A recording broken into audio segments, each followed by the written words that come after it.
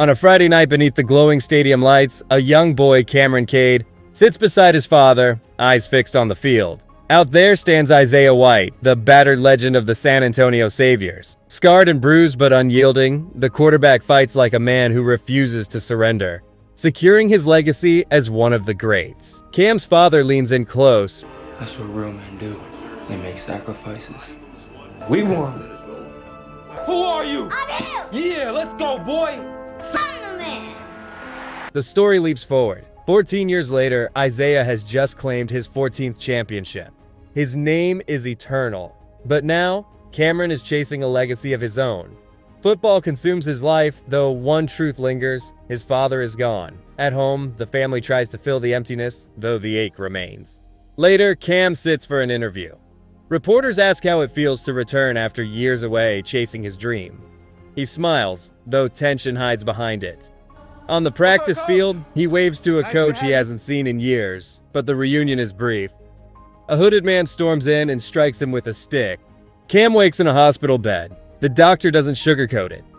It could be career-ending. I can't tell you it's safe for him to play football. He's already planning for the next game. Training starts rough. His friends joke about cutting his hair, but Cam refuses. His family tries to lift his spirits, though he's distant. His mother asks the hard question: can he really play through this? Arguments erupt with his siblings. Cam snaps, insisting he can perform no matter what. Nothing will stop him. Meanwhile, Isaiah's fans gather at a press conference, speculating if their idol will retire or fight for another season.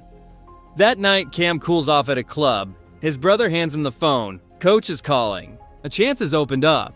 A trial. Maybe even the opportunity to replace Isaiah himself.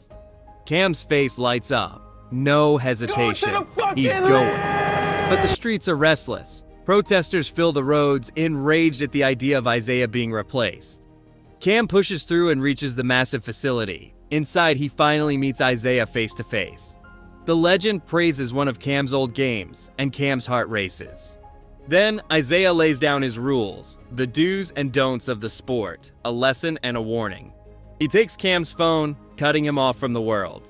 Day one begins. Isaiah drives Cam through endless drills. Cam performs impressively, earning Isaiah's acknowledgement. But the veteran warns him it's only the baseline. There's more ahead. He introduces Cam to Mako. Cam strips off his shirt as Mako studies him closely, measuring everything. Isaiah stands beside him, reminding him never to forget his family. That will carry him far.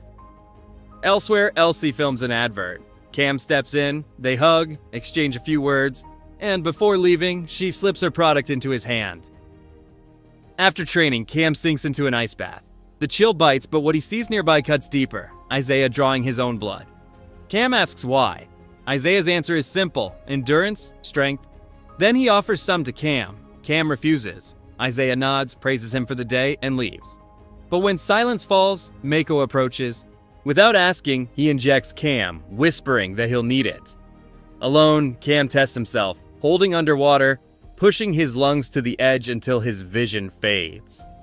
The next day, training intensifies. Cam struggles to keep pace, collapsing mid-run, vomiting, slipping into a trance. A vision grips him until Isaiah's voice cuts through. The warning is clear. Cam needs focus, discipline, longevity. Later, Mako injects him again. The drills grow harsher. Isaiah brings in a volunteer for scrimmage. The session turns brutal. Isaiah smashes the volunteer's face. Cam freezes, horrified. Isaiah ignores him, barking orders, "Throw faster, save the man." Cam scrambles, firing ball after ball, but the play collapses. Frustrated, he lashes out at teammates. Isaiah shuts him down. "Don't blame others. Take the weight yourself." They reset. This time, Cam adapts, sharper, quicker. The outcome changes. When it's over, the injured volunteer laughs like nothing happened. Cam stares, bewildered. Later, he sits in therapy for his head injury. A voice message from his mom plays in the background, his pulse racing. The next morning, more training. Cam takes a brutal hit and falls into another trance. Darkness surrounds him until Isaiah's voice breaks through again, driving him onward. Cam snaps back, dominating the play. Isaiah's pride shows. But later, in the hallway, Cam freezes. A football rolls toward him, but no one's there. His heart pounds. Another vision seizes him. Cameras everywhere, a mask falling away. Shaken, he calls his brother, spilling everything, the trances, the fear. Their mother joins the call and learns his phone was confiscated. Mako bursts in, furious. Cam isn't supposed to be calling anyone. His anger softens briefly. He admits his job has cost him everything, then hands Cam another injection and leaves. That night, Isaiah joins him. The legend confesses his own torment, nightmares, memories of what football took. He admits what he's lost, the parts of himself the game devoured. Before leaving, he gives Cam one last challenge: find your own way to greatness. Cam lies awake. Sleep creeps in until a sound jolts him. From beneath a chair, a girl crawls out, clutching a rock. Instinct takes over. Cam fights back, choking her in panic. He turns. Isaiah stands there, cold, calm. Then, without hesitation, Isaiah snaps her neck. Shadows move, more of them, whispering, crawling. Fans who refuse to let Isaiah be replaced. Morning comes. Isaiah's fury erupts. He demands answers. Did Cam mess with the girls last night? Cam swears he didn't, but guilt gnaws at him. He mutters, maybe he hurt her. Isaiah cuts him off.